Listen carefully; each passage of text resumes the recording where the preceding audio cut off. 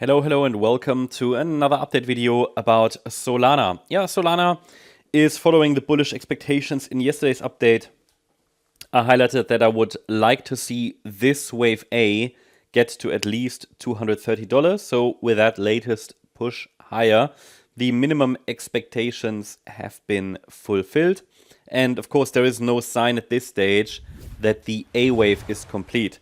Now, in fact, there is not even a guarantee that we'll see an A, B, C in wave A. It's very much possible it's doing it in a very direct fashion. That, for example, let's say it's going to do like this. If this A wave extends a bit, and by the way, next resistance is located around $265, that there will then be just a B wave and a C wave up, and that's it. It always depends on with how much complexity does the move up occur. I mentioned to you it will be a bit of a bumpy ride because we're dealing with a diagonal pattern to the upside overall from the August low here. And we also talked about that the fifth wave needs to be extended to reach the targets here around $368 because, look at the wave 1, it was quite short. And then the wave 4 was quite deep. So to reach those higher level targets, the wave 5 needs to be extended. And obviously you can see that the price is trying to do that. The market is trying to push higher.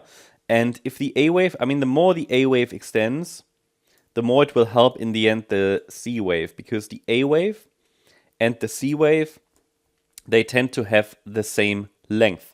So overall, bullish expectations are currently being fulfilled on the Solana chart. You might remember from previous videos that I shared with you, I'm not giving you advice, but a suggestion based on Elliott wave, how it could be reasonable to find positions in this support area.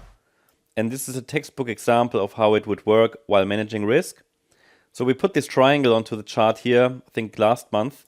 And I shared with you that from an Elliott wave trader point of view, it can make sense to add positions in the pullback, potentially with a stop below the 61.8 retracement if you want to trade for a wave 5 to the upside, because below 162.71, the let's say the direct bullish expectations will need to be revised.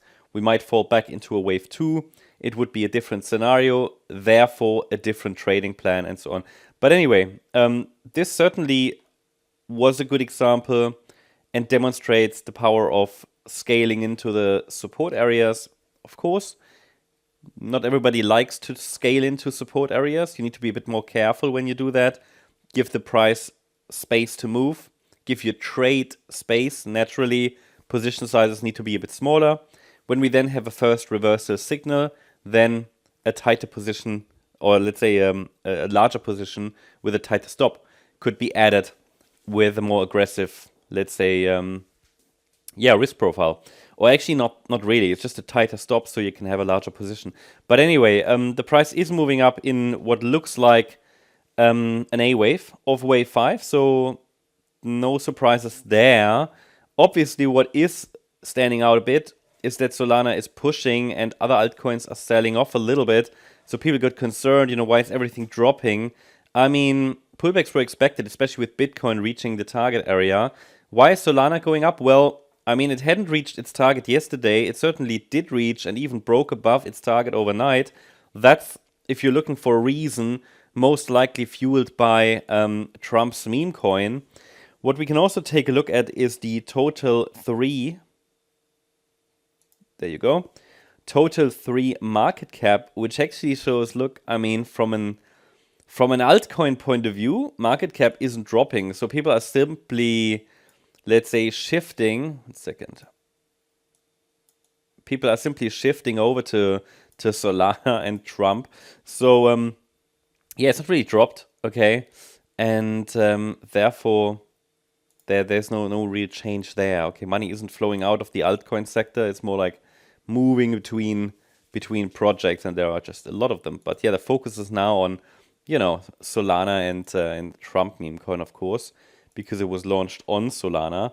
Now, this is the microstructure, hasn't really changed. The only thing that I have changed, I have added a support area. I've added the next resistances. Now the price reached the previous target box, broke actually above it, which is not a problem. Third wave extensions happen. This looks to me still like the A wave.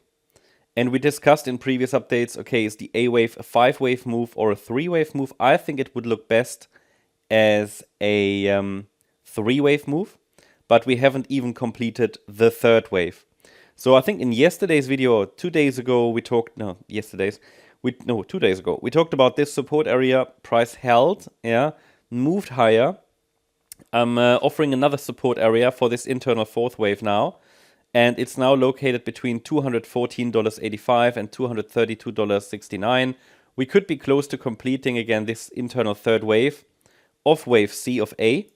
Next resistance, 247.75, 251.80, 258.64. You might ask, what does that target box mean? Where is it from? Well, it's just standard extensions. Breaking above isn't in any way an invalidation. Important is to understand the trend is up. The trend was supposed to be up against this support here, which was down there at around 198. Then I introduced this support area. So we said as long as we're holding that, trend is up. We're watching higher. The price has now reached new highs, basically not all-time highs, but new highs. And now the trend is up against $214.85. And we have to give it a bit of space because the pullback could be a wave 4 in a diagonal, but most likely, yeah, well, it should end somewhere there. People who say it's too far away, well, that just shows you the risk. People even complained when I showed the 61.8 retracement at $162 when the price was starting to come down, and they were wondering, well, but it's so far away. Well, but we needed it, okay? So the wave count always tells us which wave we're likely starting next, and we have to give it, depending on which wave it is, which is tied to market sentiment, we have to give it a certain amount of space. Now, of course, it's not exact science, but, it's not an absolute prediction tool, but it's a good tool to help us understand current risk levels. Now, if you're looking for a tighter stop, you can always use the last swing low, right? But overall, it looks as if even in this move up, which the white count seems to be leading, which I'm labeling as an A, B, C structure, right? In this C wave, which is an ending diagonal, yeah, we might need another 4-5 pattern. And even in this C wave in wave 3 here, the price might need to form another 4-5 internally. But this is, I'm not labeling this because this is really nano counting. I mean, it's not really useful, right? But we could say there was a small 1-2 here. So small 1, 2, and this is all kind of a third. That's maybe an internal third. Then maybe this is the fourth, and we're now going higher for one more high in a wave 5, and then we'll form a top here, go down, go up. That's at least what I'm labeling at the moment here, or rather following on the micro structure. But overall, yeah, no surprises there. I mean, yeah, it's going up fast, and people say, okay, it's Trump. I mean, Elliott Wave didn't really predict that. Well, first of all, Elliott Wave is not primarily a prediction tool. It's a risk management tool primarily, and it helps you understand market structure. Market structure helped us understand the trend is up against those key levels I shared. I also shared that I wanted to go to at least 230 in this A wave. All of that happens. And also we were expecting a pullback in that support area here. So actually we're on a good way to reaching our cycle target range up there. So of course microstructures can shift, but for now it's going pretty much according to script. I'll keep you updated. Hope you liked the update. If you did, please hit the like button, leave a comment and subscribe. And if you really like the content, then please check out the channel membership. Also, make sure that you follow us on Instagram and Twitter for additional content. Thanks a lot for watching. Bye-bye.